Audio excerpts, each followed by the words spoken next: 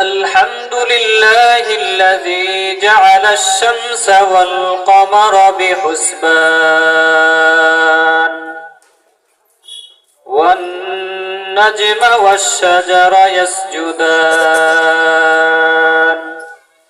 وفضل زمانا على زمان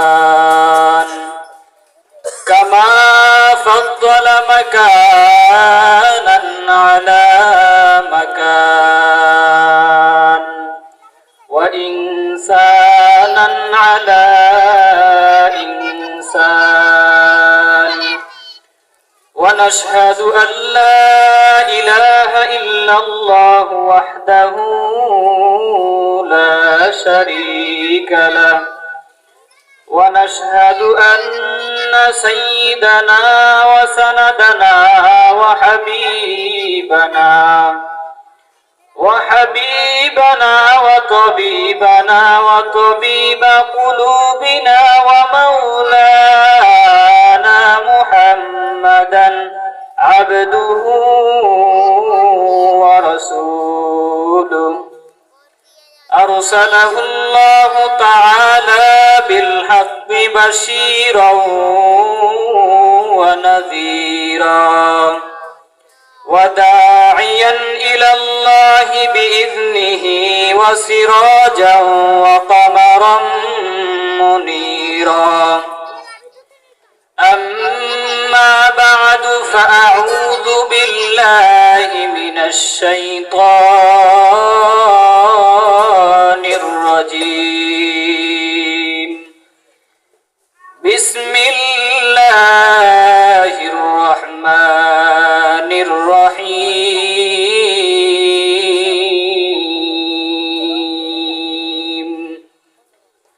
يا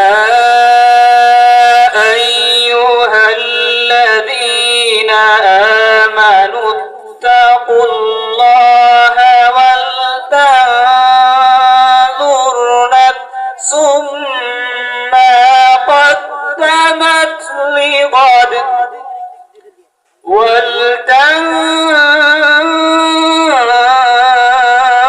ولتنظر نفس ما قدمت لغد واتقوا الله إن الله خبير بما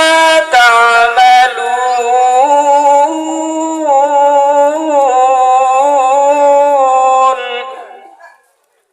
وقال النبي صلى الله عليه وسلم من أحب سنتي فقد أحبني ومن أحبني كان معي في الجنة أو كما قال عليه الصلاة والسلام الحمد لله সমস্ত প্রশংসা সেই মহান তাবারক তাআলার জন্য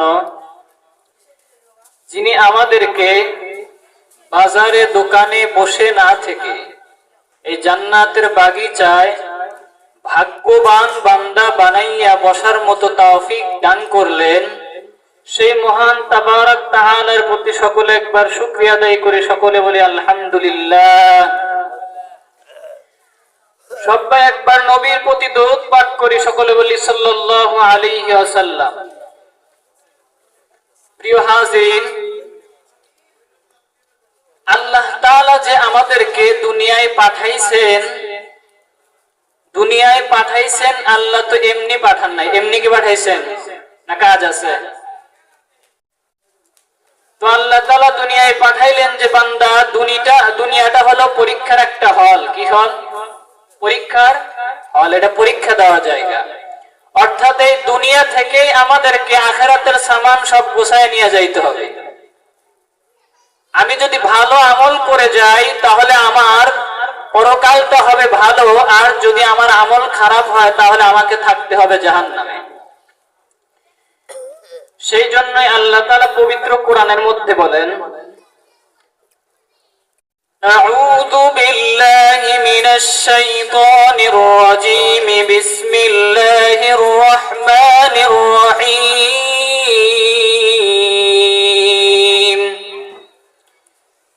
يا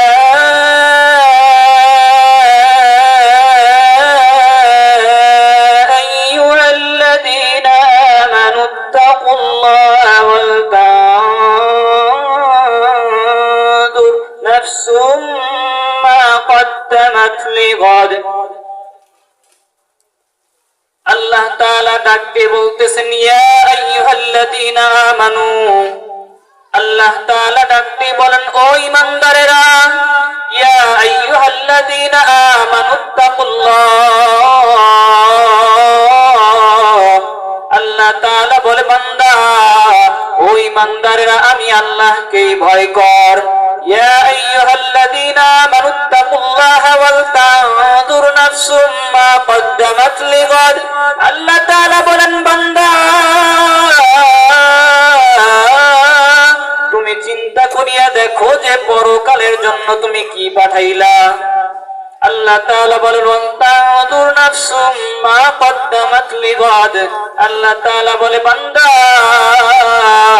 তোমার আমি দুনিয়ায় এমনি পাঠাই নাই আমি আল্লাহ তোমারে দুনিয়ায় পাঠাইলাম আমি আল্লাহ তোমারে স্বাধীনতা দিলাম দুনিয়ার মধ্যে পথ হলো দুইটা একটা হলো জান্নাতি একটা হলো জাহান্নামী আমি আল্লাহ তোমারে স্বাধীনতা দিয়ে দিলাম এখন তোমার ইচ্ছা তুমি ভালো পথে চলবা না খারাপ পথে চলবা আমি আল্লাহ তাআলা তোমারে ভালো পথ দেখায় দিলাম আমি অনেক নবী রাসূল পাঠাইলাম সঠিক পথ প্রদর্শনের জন্য আমার পয়গম্বররা তোমাদেরকে সঠিক পথ দেখাইছেন আল্লাহ তাআলা বলেন পরকালের জন্য কি পাঠাইলা এটা নিয়ে চিন্তা করো ওয়াত্তাকুল্লাহ আল্লাহ তাআলাকে ভয় করো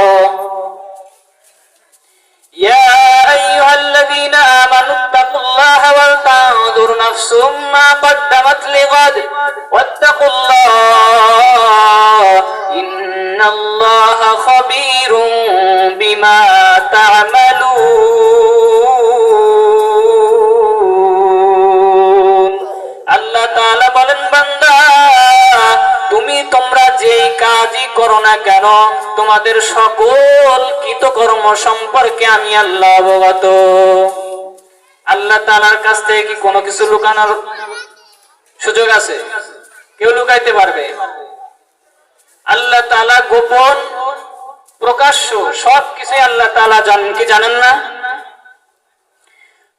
তো আল্লাহ তাআলা যে বললেন যে পরকালের জন্য কি গোছাইছো এটা নিয়ে চিন্তা করো তো আমাদের মরতে হবে না কুল্লু নাফসিন যায়িকাতুল মাউত সবাইকে মৃত্যুবরণ করতেই হবে তো মৃত্যুবরণ যখন করতেই হবে তো পরকালের জন্য আমাদের কিছু নিয়ে যেতে হবে না তো আল্লাহ তাআলা যে আমাদেরকে বললেন যে পরকালের সামান গোছাও কারণ ওই দিন বড় কঠিন দিন হবে যেদিন পিতা সন্তানকে চিনবে না সন্তান পিতাকে চিনবে না সেদিন সন্তান ধন সম্পদ কিছুই কাজে আসবে না আল্লাহর নবী সাল্লাল্লাহু আলাইহি ওয়াসাল্লাম বলেন যে আল্লাহর বান্দারা শুধু বলে যে সম্পদ আমার মাল আমার আমার আমার আমার আমার শুধু আমার আমার করে না কিন্তু আল্লাহর নবী সাল্লাল্লাহু আলাইহি ওয়াসাল্লাম বলেন যে ওই মালটাই নিজের যে মালটা সে নিজে খেয়ে ফেলেছে ওইটা হলো নিজের কোনটা নিজের নিজে খেয়ে ফেলেছে যেটা পরিধান করে ছিঁড়ে ফেলেছে আর যেগুলো আল্লাহর রাস্তায় ব্যয় করেছে এইটাই হলো নিজের সম্পদ তাছাড়া দুনিয়ায় যেগুলো রেখে যাবে এগুলো ওয়ারিস অর্থাৎ তার যে সন্তানাদি রেখে যাবে তারা পাবে এটা কি তার সম্পদ যে সম্পদটা দুনিয়ায় রেখে যাবে আল্লাহর রাস্তায় খরচ করা বাদ দিয়ে দুনিয়ায় রেখে যাবে এটা তার জন্য কোনো ফায়দা দেবে না এটা কোনো কাজে আসবে না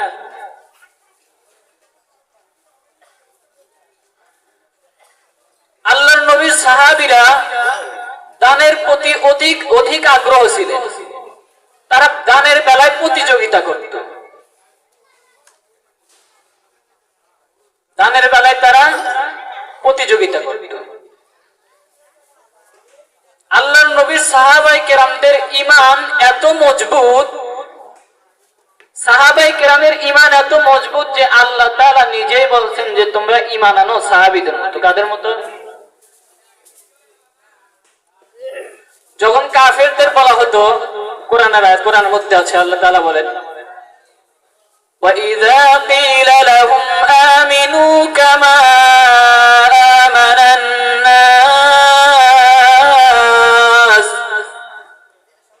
وَإِذَا قِيلَ لَهُمْ آمِنُوا যখন তাদের বলা হয় তোমরা ঈমান আনো, কামা আমানান নাস যেমনি ভাবে মানুষেরা ঈমান এনেছে। মুফাসসিরিন কেরাম লেখেন যে এই মানুষ বলতে সাহাবায়ে কেরামদের আল্লাহ বুঝিয়েছেন কাদের? আল্লাহ তাআলা বলেন ওয়াইদা কিলা লাহুম আমিনু কামা আমানান নাস ক্বালু আনুমিনু কামা আমানাস সুফাহা আলা ইন্নাহুম হুমুস সুফাহা ওয়ালাকিন লা ইয়ালামুন। যখন তাদের বলা হয় তোমরা সাহাবায়ে কেরামদের মতো ঈমান আনো, তখন তারা বলে, কাফেররা বলে আমরা কি নির্বোধদের মতো ঈমান আনবো না? না, আমরা ঈমান আনবো না। অর্থাৎ তারা বলতেছে যে সাহাবায়ে কেরামরা নির্বোধ, সাহাবায়ে কেরামরা ভালো মন্দ কিছু বোঝে না, সেই জন্যই তারা ঈমান এনেছে, আমরা ওই নির্বোধদের মতো ঈমান আনবো না। আল্লাহ তাআলা বলে নির্বোধ সাহাবায়ে কেরামরা নয়, আমার ঈমানদার বান্দারা নির্বোধ নয়, বরং ওই কাফেররাই হলো বড় নির্বোধ। আসলে ওরা যে নির্বোধ এটা ওরা নিজেই বুঝতেছে না। সাহাবায়ে কেরামদের ঈমান কত মজবুত, সুখে দুঃখে সব সময় সাহাবায়ে কেরামরা আল্লাহ তাআলার শুকরিয়া আদায় করেছে। আমরা যখন সুখে থাকি তখন আল্লাহর নাম, যখন আমাদের উপর বিপদ আসে তখন আল্লাহর নাম, সর্বদাই আল্লাহ তাআলার নাম স্মরণ করতে হবে। কিন্তু যখন আমরা সুখে থাকি আল্লাহ তাআলার কথা মনে থাকে না, যখনই বিপদে পড়ি তখনই বলি আল্লাহ বাঁচাও বাঁচাও, এত বিপদ কেন দিলা, ও আল্লাহ বিপদ থেকে উদ্ধার করো। কিন্তু যখন সুখের সময় তখন আল্লাহর কথা স্মরণ থাকে না, নামাজের কথা স্মরণ নাই। যখন একটু অসুস্থ হয় তখন নামাজ পড়ে। আল্লাহ তাআলা যখন আবার সুস্থ করিয়া দেন, আল্লাহ তাআলা দয়া করিয়া বান্দারে সুস্থ করিয়া দিল, কিন্তু বান্দার শুকরিয়া দেয় নাই, বান্দার মসজিদে যায় না। যখন অসুস্থ ছিল তখন এক দুই ওয়াক্ত পড়ছে, কিন্তু আল্লাহ তাআলা যখন সুস্থতা দান করলেন তখন আল্লাহর বান্দা আর মসজিদে যায় না। বিদায় হয় না? আমাদের স্বভাবটা এরকমই। এখন শীতের দিন, ফজরের সময় আর ইশারের সময় ওযু করতে একটু কষ্ট হয় না? কথা বলে না, কষ্ট হয় না? অথচ এই ফজর আর ইশার নামাজ এত গুরুত্বপূর্ণ, এত গুরুত্বপূর্ণ। নবী সাল্লাল্লাহু আলাইহি ওয়াসাল্লাম বলেন, قال النبي صلى الله عليه وسلم ليس صلاة أثقل على المنافقين من الفجر والعشاء ولو يعلمون ما فيهما لأتوهما ولو حبوا। আল্লাহর নবী বলেন উম্মত লাইসা সালাতুন আসকালা আলাল মুনাফিকিনা মিনাল ফজরি ওয়াল ইশা।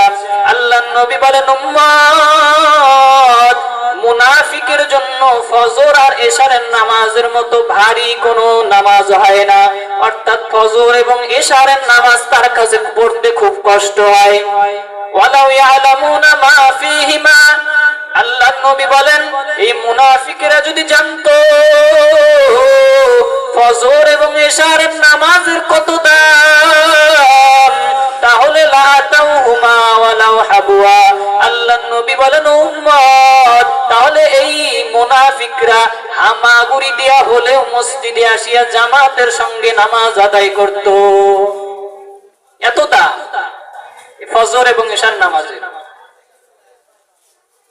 তো আমরা যখন সুখে থাকবো দুঃখে থাকবো সব সময় কার শুকরিয়া? কার? আল্লাহ তাআলা। আলহামদুলিমান কদ্দারা খায়রাও ওয়া খাবালা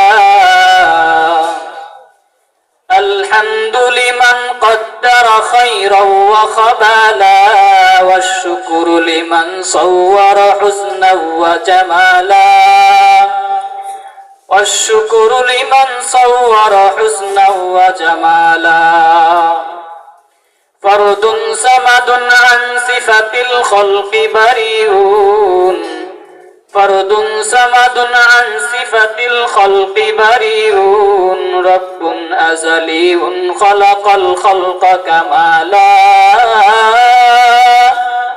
رب أزلي خلق الخلق كمالا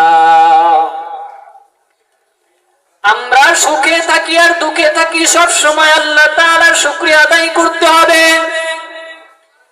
আল্লাহ তাআলা বলে বান্দা যখন বিপদে পড়বা আমি আল্লাহর স্মরণ করো, আমি আল্লাহ হাজির। আল্লাহ তাআলা বলে বান্দা উদউনি আস্তাজিব লাকুম, তুমি বান্দা যদি আমি আল্লাহর ডাকার মতো ডাকো তো আমি আল্লাহ হাজির, ডাকার মতো ডাকতে হবে। আল্লাহ তাআলার স্মরণ করতে হবে, আল্লাহ তাআলার কাছে সাহায্য প্রার্থনা করতে হবে। আমরা নামাজ পড়ি না কেমনে সাহায্য প্রার্থনা করি, আমাদের ধৈর্য নাই আমরা কেমনে সাহায্য প্রার্থনা করি, অথচ আল্লাহ তাআলা পবিত্র কোরআনের মধ্যেই জানায় দেন আল্লাহ তাআলা সাহায্য প্রার্থনার পদ্ধতি আল্লাহ তাআলা পবিত্র কোরআনের মধ্যে জানায় দেন। আল্লাহ তাআলা বলে বান্দা সাহায্য কেমনে চাইবা জানো?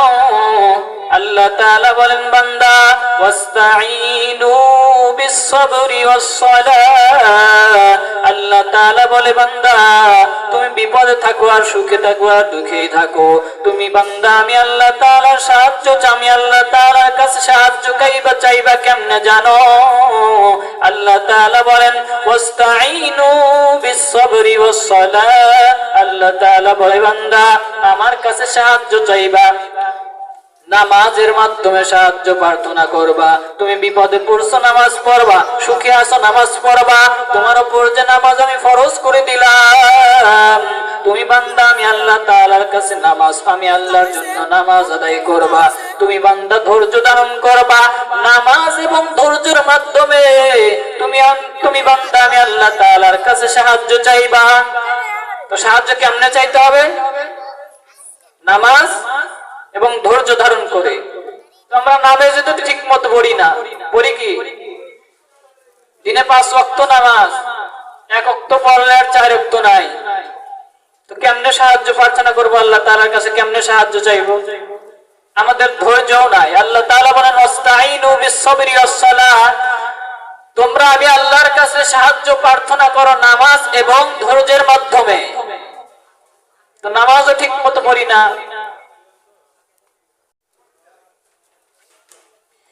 এক নাস্তিক সেদিন বলছে শুনলাম, এক নাস্তিক বলতেছে যে বাংলাদেশ কোরআন দিয়ে চলবে এটা হতে পারে না, বাংলাদেশ কোরআন দিয়ে চলবে এটা হতে পারে না। নাস্তিকের বাচ্চা নাস্তিক, এটা বাংলাদেশ এটা ইন্ডিয়া না,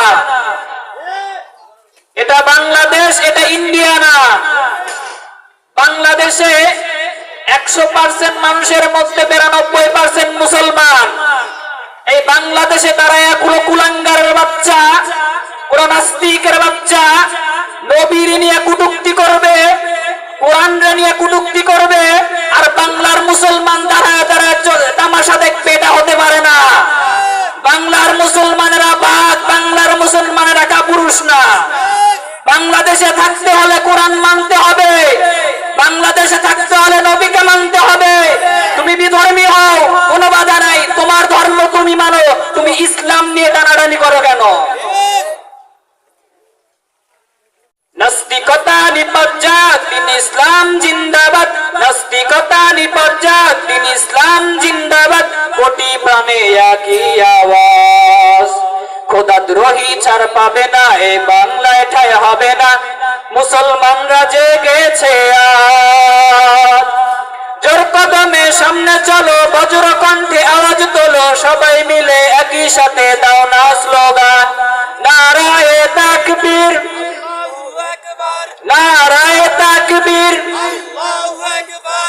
ইসলাম, দিন ইসলাম, দিন ইসলাম, দিন ইসলাম। ইসলামের জন্য দেশের হয়েছে জন্ম, ইসলামের বিরুদ্ধে গেলে দেশ হবে ভিন্ন। ইসলামের বিরুদ্ধে যারা নিয়েছে অবস্থান, এ বাংলায় ঠাঁই হবে না, যাও হিন্দুস্তান। ইসলামের বিরুদ্ধে যারা নিয়েছে অবস্থান, এ বাংলায় ঠাঁই হবে না, যাও হিন্দুস্তান। এ দেশে থাকতে হলে কোরআন মানতে হবে। তুমি বিধর্মী হও, তুমি হিন্দু হও, বুদ্ধ হও, খ্রিস্টান হও, তোমার ধর্ম তুমি মানো, কোনো বাধা নাই। কেউ বাধা দিছে? তুমি হিন্দু ধর্মাবলম্বী, তুমি হিন্দু ধর্ম মানতেছ, মানো। কিন্তু ইসলাম নিয়ে কেন টানাটানি, ইসলাম নিয়ে কেন বাধা? তোমার কেন সমস্যা হবে? এ দেশে 100% মুসলমানের মধ্যে, 100% মানুষের মধ্যে 93% মুসলমান। আর এই দেশেই দাঁড়ায় নাস্তিকের বাচ্চারা বলে কোরআন দিয়ে দেশ চালানো যাবে না, কেননা তোদের ভিতরে হলো দুর্নীতি। কি নীতি? কোরআন দিয়ে যখন দেশ চলবে তখন ধর্ষণ কমে যাবে। ধর্ষণ হবে আর ধর্ষণ করলে যখন ফাঁসি দিয়ে দেবে, পাথর নিক্ষেপ করে মেরে ফেলবে, তখন ধর্ষণ কমবে না। চুরি করলে যখন হাত কেটে দিবে, তখন চোর আর থাকবে দেশে? চোরাই তো বড় চোর, হলে হাতটি তো প্রথমে কাটা পড়বে। সেই ভাই তো বলে যে না, কোরআন দিয়ে দেশ চালানো যাবে না, এ দেশে কোরআন চলবে না। বাংলার জমিনে দাঁড়ায় নাস্তিকের বাচ্চা বলো যে কোরআন দিয়ে দেশ চলবে না, দেশ কি তোমার বাবার? ইতিহাস ঘেটে রাখো, ওলামায়ে কেরামের সবচাইতে অবদান বেশি। নাস্তিকের বাচ্চা বাংলার জমিনে দাঁড়ায় কত বড় সাহস, বলে কোরআন দিয়ে দেশ চালানো যাবে না। আবার কিছুদিন আগে যে তবলা গান বাজায়, তবলা বাজায় গান কয়, কি কয়? বাউল না? আচ্ছা, বাউল শব্দের অর্থ কি জানেন? আল বাউল, এটা আরবি শব্দ। কি শব্দ? আল বাউল মানে মদ। চেনেননি? মদ চেনেন? পেশাব। পেশাব পবিত্র না অপবিত্র? বাউল পবিত্র না অপবিত্র? দেখলাম যে বাউলের বাচ্চা ফাউল। কি? বাউলের বাচ্চা ফাউল। ফাউল বলতেছে কোরআনের মধ্যে আল্লাহ শুধু বলছে নাচ নাচ নাচ, আর কিচ্ছু করা লাগবে। কি বলছে? আল্লাহ নাকি বলছে নাচ, বান্দা নাচ, খালি নাচ আর নাচ, নাচ ছাড়া কিছুই নাই। আল্লাহ বলে কোরআনের মধ্যে বলছে কুল আউযু বিরাব্বিন নাস, ও বান্দা তুই জোরে জোরে নাচ। নাউযুবিল্লাহ। মালিকিন নাস, আল্লাহ বলে আবার বলছে ও বান্দা জোরে নাচ। বাউল ফাউল না ভালো?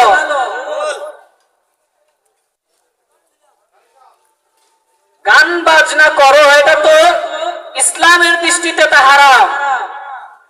তা একটা লিমিটের মধ্যে ছিল। কিসের মধ্যে? কিন্তু কোরআন নিয়ে আল্লাহ তাআলা নাকি সূরা নাস নিয়ে নাকি আল্লাহ তাআলা বলছে যে বান্দা সূরা নাস আমি নাজিল করছি, তোদের শুধু নাচতেই বলছি। আল্লাহ তাআলা আমাদের সবাইকে সঠিক বুঝ দান করুন। তো আমাদের দুনিয়া ছেড়ে চলে যেতে হবে। চলে যেতে হবে না? হাসরের ময়দানটা বড় কঠিন। কঠিন না? হাসরের ময়দান বড় কঠিন। আল্লাহর নবী সাল্লাল্লাহু আলাইহি ওয়াসাল্লাম একদিন ঘরের কোনায় বসে কান্না করতেছেন। আম্মা জান হযরতে আয়েশা সিদ্দিকা রাদিয়াল্লাহু তাআলা আনহু, আম্মা জান হযরতে আয়েশা সিদ্দিকা রাদিয়াল্লাহু তাআলা আনহা, তিনি বললেন পয়গম্বর আপনি ঘরের কোনায় বসে বসে কেন কান্না করতেছেন? আল্লাহ নবী ডাক দিয়ে বলেন আয়েশা, আমি নবী আপনি কান্না করতেছি না, আমার ওই হাসরের দিনের কথা মনে পড়ে গেছে। এমন কঠিন অবস্থা হয়ে যাবে, সমস্ত পয়গম্বররা পর্যন্ত উলঙ্গ দাঁড়া যাবে, কোন পয়গম্বরের পরনে কোনো কাপড় থাকবে না। আল্লাহর নবী বলেন আয়েশা, ওই কঠিন ভয়াবহ অবস্থার কথা মনে করি আমি, আমার উম্মতের কথা মনে করি আমি কান্না করতেছি। আল্লাহর নবী বলেন আয়েশা, ওই দিন এমন কঠিন অবস্থা হয়ে যাবে, সন্তান মারে চিনবে না, মা সন্তানরে চিনবে না। শুধু গুনাহগারদের আওয়াজ, আল্লাহ বাঁচাও বাঁচাও। ও আল্লাহ, যে সন্তানের জন্য দুনিয়ায় এত কষ্ট করলাম, নিজে খাই নাই, এক বেলা খাইছি আর এক বেলা খাই নাই, কিন্তু সন্তানের খানা বন্ধ করি নাই। মা আফসোস করে বলবে, আয়রে সন্তান, তোমারে দুনিয়া এত ভালোবাসলাম, এত আদর করলাম, আজ তুমি মারে ভুলিয়া গেছো। সন্তানের ডাকবে মা, কিন্তু সন্তান পিছু ফিরে তাকাইবে না, সন্তানের রাস্তায় সন্তান। আল্লাহর নবী বলেন, আয়েশা, এত কঠিন অবস্থা যে ভয়াবহ অবস্থা হয়ে যাবে, আল্লাহ তাআলা সেদিন কোনো ছাড় দিবেন না। আল্লাহ তাআলা মাঝে মাঝে হুঙ্কার দিবেন, হাসরের ময়দানটা থরথর করে কেঁপে উঠবে। আল্লাহর নবী বলেন, আয়েশা, ওই দিনের ওই ভয়াবহ অবস্থায় মন কথা মনে করে আমি কান্না করতেছি। আল্লাহ তাআলা বলবেন, লিমানিল মুলকুল ইয়াউম লিল্লাহিল ওয়াহিদিল কাহ্হার। আল্লাহ তাআলা বলবেন, ও দুনিয়ার রাজা বাদশারা, কই গেলা তোমাদের বাহাদুরি, কই গেল এত বাহাদুরি করলা? আজ আসো দেখি আমি আল্লাহর সামনে বাহাদুরি তোমার কত টিকে। আসো, আজকে আমি আল্লাহ তাআলা বিচার করতে বসছি, আসো আমার সামনে আসো, তোমাদের বাহাদুরি শেষ। আজকে একমাত্র রাজত্ব আমি মহারাগান্বিত আল্লাহ তাআলার রাজত্ব। আল্লাহ তাআলা বলবে, আজকে কোনো ছাড় হবে না। যে ভালো আমল করেছো সে যাবে জান্নাতে, আর যে খারাপ আমল করেছো সে যাবে জাহান্নামে, কোনো ছাড় হবে না আজকে। আল্লাহ তাআলা বলেন, তোমাদের অনেক ছাড় দিয়েছি, কিন্তু আর ছাড় হবে না। তোমাদেরকে আজকে ধরেছি তো ধরেছি, আর কোনো ছাড়াছাড়ি নাই। আজকে জাহান্নামীরা জাহান্নামে, জান্নাতীরা জান্নাতে।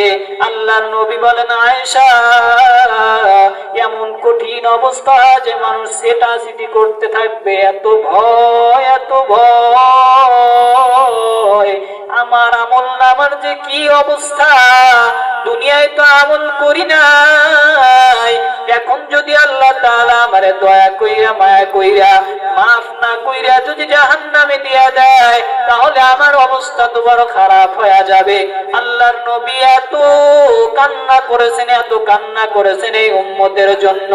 ও উম্মত, ও নবীর উম্মতের দল, তোমরা তবু বুঝলা না, নবী এত কান্না করছেন সারা জীবন, নবী উম্মতের টেনশনে কাটায়া দিয়েছেন। আল্লাহর নবী শুধু পরিবারের টেনশন না না না না না, অন্য নবীরা পরিবার টেনশনও করছেন, উম্মতের টেনশনও করছেন।